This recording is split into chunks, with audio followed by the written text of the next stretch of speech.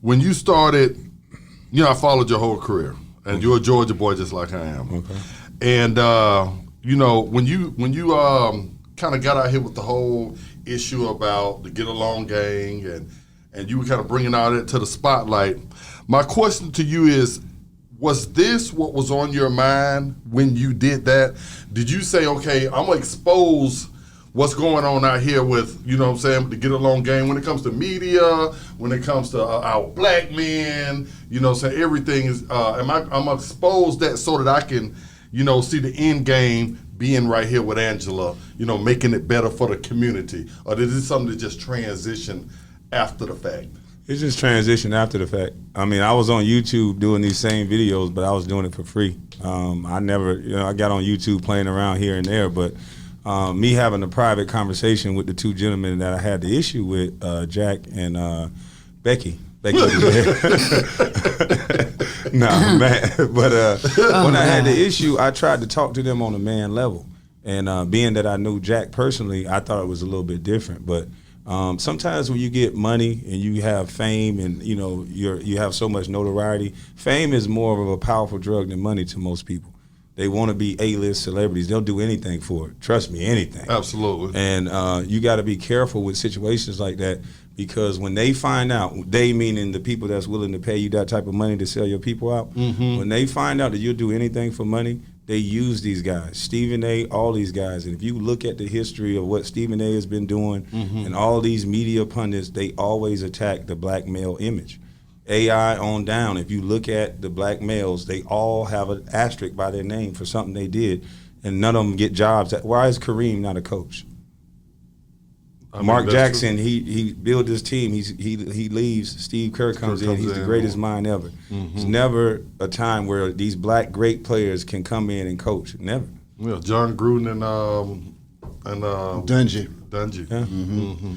Kyrie, him catching hell from Magic, Kareem, Barkley. What are your thoughts on that? They always use our upper echelon blacks because it's hard to go against Magic. It's hard to go against Kareem because we like them. Yeah. But Kyrie is an individual man that's touching a whole different generation. So to have older black males that's doing that to him, that's crazy. He's not hurting nobody, but the one thing they don't like is individuals. And Kyrie Irving has been an individual the entire time he's been in the league. Why you think Stephen A. keeps saying that? He's been a problem, and he goes and brings up everything that they had an issue with him about. I want to get into, you brought up Stephen Jackson's name. Stephen Jackson is a friend of the shows. And, we would see him out there, some of the George Floyd stuff, other charities and stuff, and, he kind of the front line. What was the problem when you talked to Stephen Jackson? Because I have a different perception of him, and I think B.I. do too. What was the problem when you talked to him one-on-one that you wasn't seeing eye to eye with Stephen? The arrogance that he spoke to me with. I mean, he acted as if I owed him an apology. And when I broke it down to him, I'm like, hey, bro, you talked about me in this podcast, that podcast. I let him go.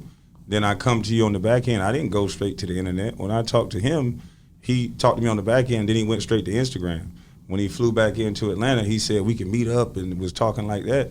Then he offered to meet me in traffic. So this is a guy who's pumping his fist in the air, but what does he mean, meet me in traffic? Right. Those guys that do that, they be phony. And I used to think Jack was real only because he fought in the stands.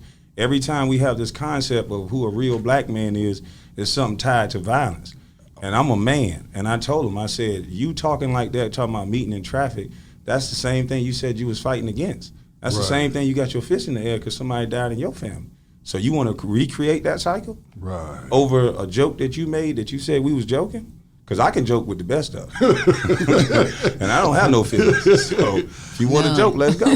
Yeah, I hear you, Kwame, man. I'm going to let you talk. You did me like You did me like it was Bun B. I've been waiting for you. That's the way we look at each other, though. He would never do that to a white boy. I've never seen so much aggression towards a white guy the same way we see it towards each other.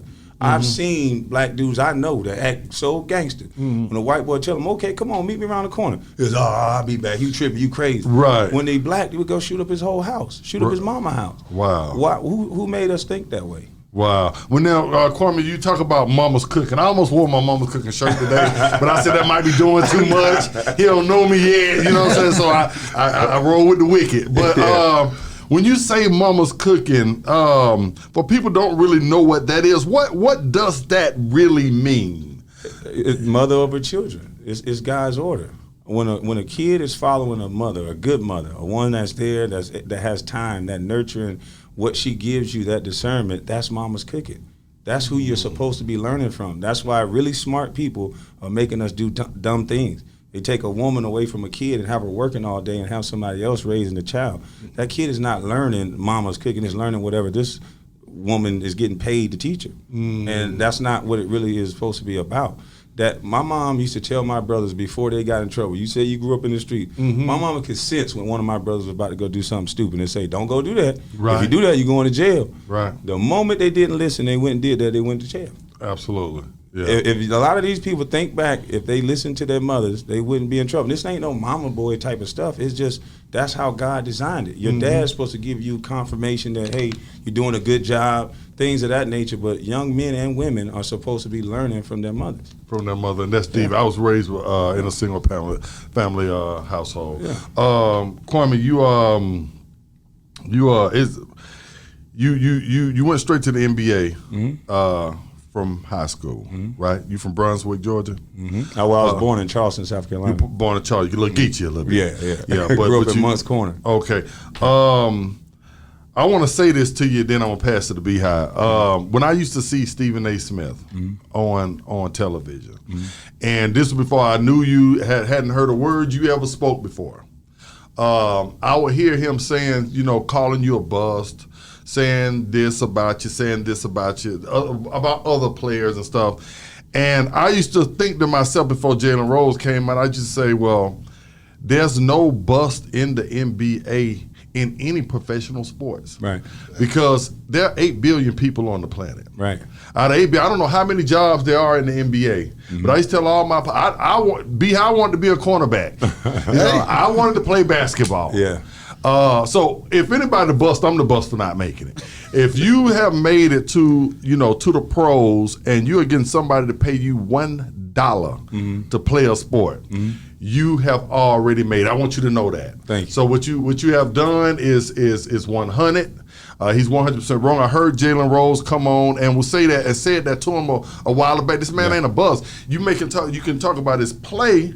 But as far as his career, he has already made it. When they called your name across that stage, you made it. I want to know how it feels. Take us through when you got your name called across that stage and was able to pay your mother back, to help out your family, for people in your community. Take us back to that time. How did that feel? Because I never feel that. It's a feeling you can't really describe. It's just like, man, you don't know what to do at that moment. You don't know whether to faint. When they called my name, I didn't know whether to faint right there, pray, drop to my knee, hug my mom. I didn't know what to do, but you just kind of pull it together and, you just kind of go through it. It was just like I was in a time warp, just looking at myself or something. But just knowing what was to come. But back to your thing about Stephen A., just look at how he's able to say things. And this is what a lot of people do. They'll put a black face in front of the topic, and they're able to go way further than what a Caucasian or white male or a woman would be able to do.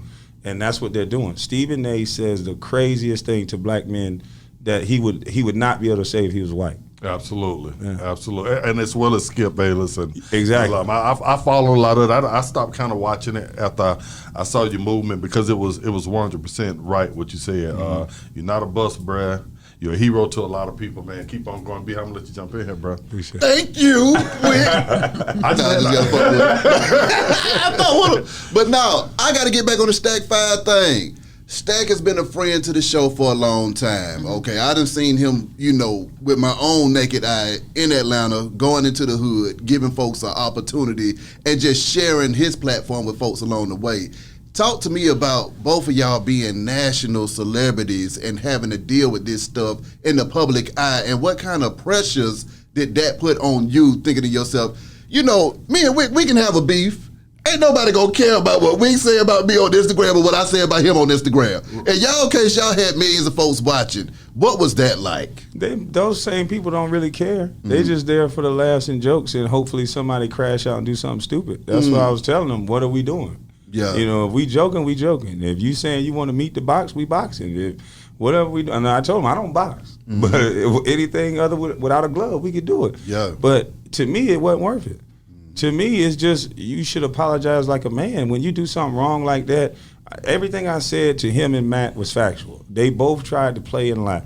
Matt tapped them. It's like they had a script. Every year they bring me out draft time. They bring me out in any little joke. Kwame Brown got to be in the joke, and they always do it to the biggest, the strongest, the blackest, and they keep doing this over and over. Why do I need to be a part of 10 years later, a part of some NBA joke?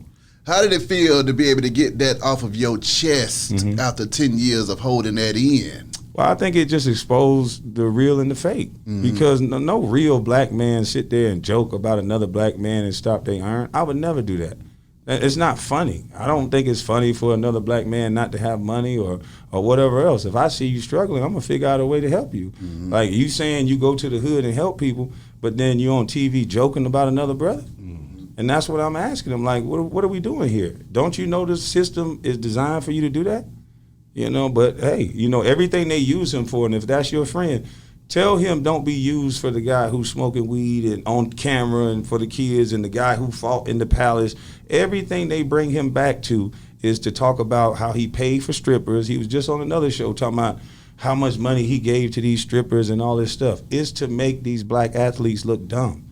These black athletes are not dumb. And trust me, some of these banks and some of these institutions, they use guys like him to say that, and they're robbing these guys blind.